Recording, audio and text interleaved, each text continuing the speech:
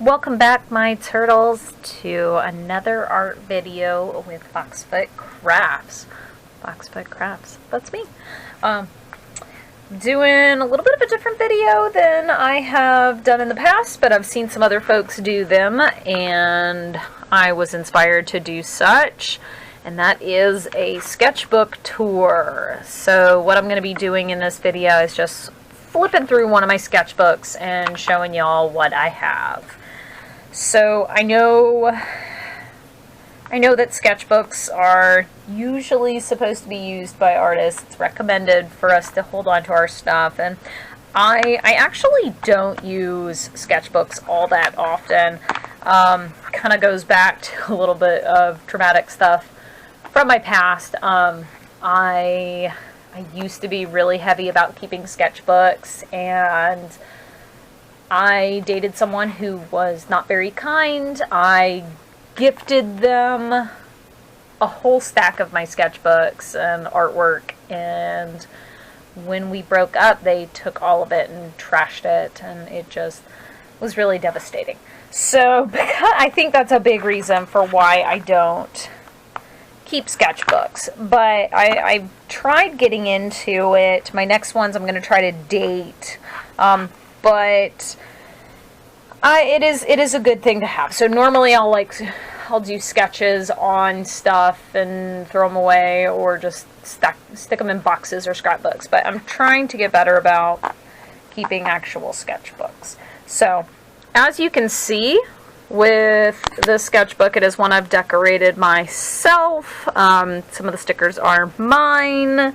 Some of them are stickers I've gotten in swaps. Some of them are stickers from my near and dear friends. And just little stickers that kind of, express myself. More stickers that friends have made for me. So it's a nice way to use all of those stickers. So we're just going to go through and flip through this sketchbook and have a look at what is inside. I do know that this sketchbook is a little bit different than most sketchbooks because I specifically tried doing this sketchbook as like a reference book, more like a reference hand guide for myself for my OCs. So that's what's going to be in this one, and I have another one that I've decorated similar that y'all can see another video of, but these are not your normal sketchbooks where they have sketches in them. They're specifically like reference books for me on my original characters. So, more stickers again from awesome artists. And then I want to point out that the first page is blank. And I don't know why I do that. The way I've kind of justified it to myself is it helps with my anxiety of, if I mess up on the first page, then I'm going to mess up the entire sketchbook. I don't know why. I don't know why that's how my brain thinks, but it is. And so whenever it comes to sketchbooks, journals, anything else that I'm going to be working in, the first page is always blank. At least for my stuff. It's just a trait. I can't really explain it. But we'll go ahead and start flipping through. So, we have here one of my OCs. This is Anari. Anari actually started off as a Monster High OC. She was daughter of Kitsune. And so I kind of was bouncing back and forth on where her face markings were, what color her hair was, and everything. And so that, having those, like I said, is a good reference point for me. And then again, more close-ups of her face. I really like the angle of this one. I'm just very fond of it. I think it's a good angle. And then I was trying to make sure that I kept track of like which color markers I was using, because I'm constantly forgetting which color, especially when it comes to different skin tones. And so then, like, some of my other characters, if y'all followed me, like Whisper and Reina, you'll see a lot of color fluctuation in their skin color, because I'll get one color and I'm like, yeah, I really like that, and then I'll forget which marker it was and I'll use a different one. So I'm trying to get better about putting these little color swatches here to remember which ones are which. And then we have a full body shot of her with her costume. And see, even on here, I made myself little notes like, may try to find a different green, because this Y41 I thought was too much of a green, but didn't have a marker to really match it. So yeah, kind of a simple, just full front body to show. And then with Inari, she does have multiple forms that I draw her in. So one of them is this little imp-like form. And so I do make a lot of my notes for myself. So if you look, she has some of the same traits. Like this was her necklace in one form, but when she shrinks down to this, she wears it like a belt. The little bow is much larger than it was here. I really like to draw her with like a mask. So she's always going to have that kind of face mask, no real face behind it or false face. They're just kind of blank. So, and then there's more references of her in her little form. So yeah, see right there, face is a mask in this form. And so notes for myself. And so that'll help me when I go to draw her again. I will remember.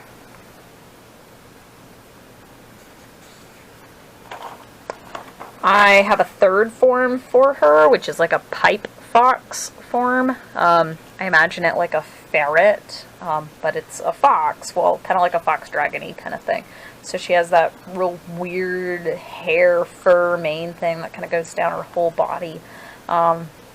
Still kept the ribbon. It's just the ribbon kind of winds around her whole body at this point. I did have her drop the beads. So I don't know. Maybe if I draw her, she'll like have the beads with her. But there she is again. Kind of a front view. Again, I wanted her to kind of have this dragony, foxy, ferrety kind of appearance. Moving on to my next character. This is Ghost, and so Ghost is like a collector, Grim Reaper, spirit harvester kind of girl.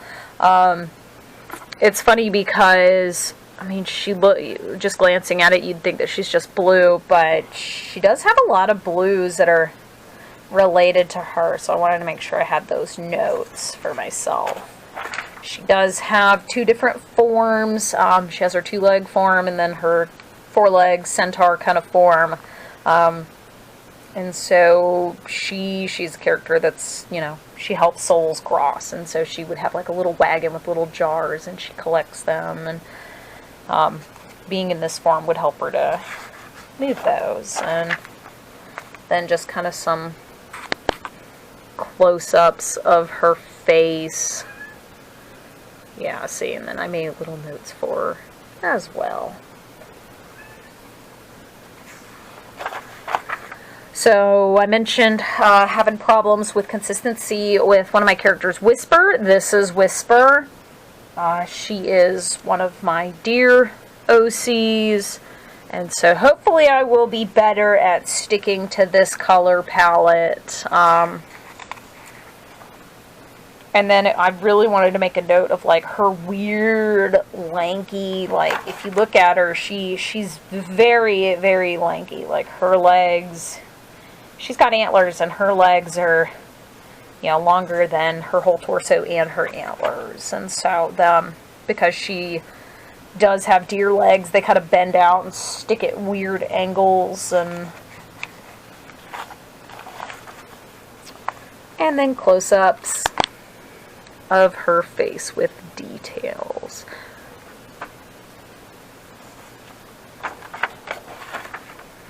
So anyone that has known me since like way early, this is probably one of my early OCs that y'all remember.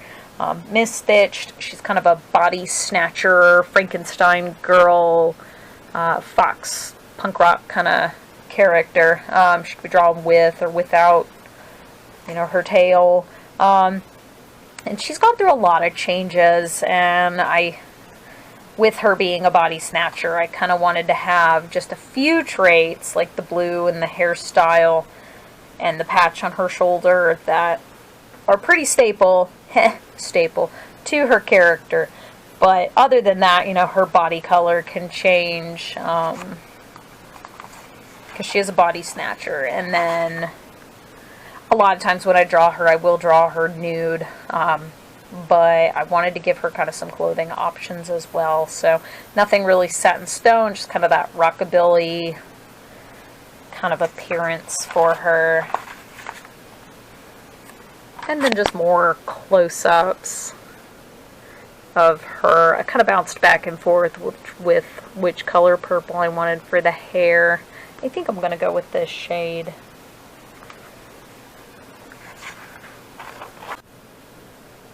I love this picture of her. I drew it and was just super excited about it. So, next is my OC Star. Star is a Sonic OC. I had a group of friends that I hung out with back in the day that they actually got me into it. They had a little Sonic team. And I forget now, looking back, but like, one was the fighter, one was the this, one was the this, and so I made Star as the mechanic kind of character for their team. Star might be the closest thing I have to like a furry character, I guess. I don't know. I know that's kind of a fine line to walk as far as like what's considered furries, what's considered anthro, what's considered Sonic. Is Sonic XYZ? Who knows? You know, have fun with it. My twins, Estes and Hibernera. So Hiberna, I'm sorry. It's been a long day. They are my ball joint twins, poppet twins. I draw them, they're always drawn together. They're just kind of like one entity that's split between these two weird bodies. I actually imagine their bodies as Monster High doll bodies, and so I would love to do customs of them one day. And so, like I mentioned, Monster High doll kind of bodies with the ball joints, and then I imagine they're just some kind of like gross, gooey. If I'm feeling particularly like gory or gross on a day, I'll usually draw them, because then I could draw them all leaky and terrible. They have like one eyeball that they share kind of back and forth.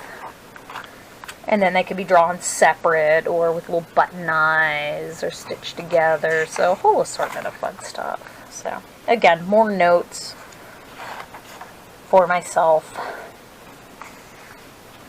There's them without their arms. Now, this is one that I drew and then actually stuck in here. Like I said, I'm really bad about drawing pieces and leaving them around, and so I specifically made sure to stick her in here. Granny Dansky is one of my D&D characters. She is a cleric, a turtle cleric, and so she's like, if you look at her, her shell is one of those butter cookie tins, and it's just got a whole assortment of like little grandma stuff in it. And she has a little grandson that she just absolutely loves. So everything she has, it's like cleric related, is related to her grandson. So like her holy candles are birthday candles, and sacred documents are like letters and cards from him and to him.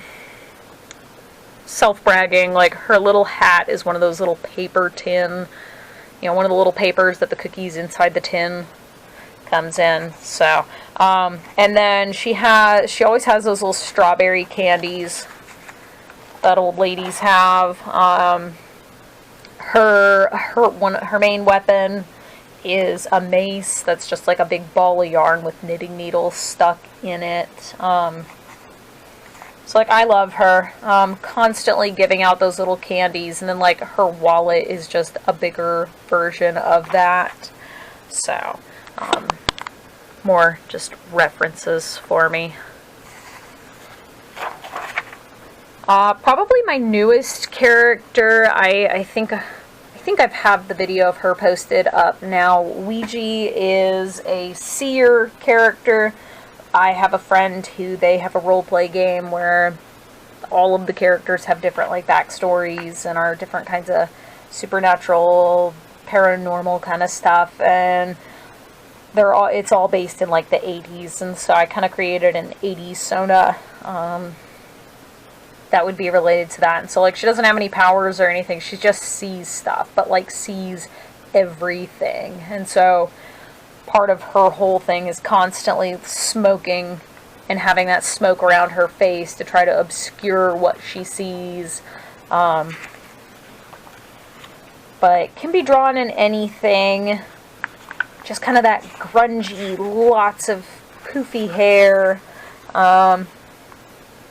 Yeah, I like her a whole bunch. So, fun to draw. Another D&D character of mine, Yipes. And so, she's a gnome barbarian. Our DM plays everything in a candy kingdom. And so, like, the elementals are all flavor-based, like sour, salty, you know, super cute, sweet. And so I made a gnome barbarian, and she's based off of the fruit stripe gum. And so, like, she's a super powerhouse for just super short amounts of time, like the stripes gum is. And then her body is covered in these little lick and stick tattoos. So she doesn't have any actual piercings or tattoos of her own. They're just those ridiculous lick and stick tattoos. But super short, just like ridiculous hair, with leaves and birds, and just like, she's so happy all the time. She is so much fun to play. I love getting to play her because she's just like a ray of sunshine, and to the point of where like it's irritating, and that's a lot of fun to play in a campaign. Yeah, another one that I love. And yeah, that's it. So again, yep. Let me put some more stickers back here. So not your traditional style sketchbook, just a whole collection, more like a reference book, but I did want to take the time to share that with all of y'all. And I hope everyone is having a good day, is staying safe, being kind to one another, and I will hopefully see you next time.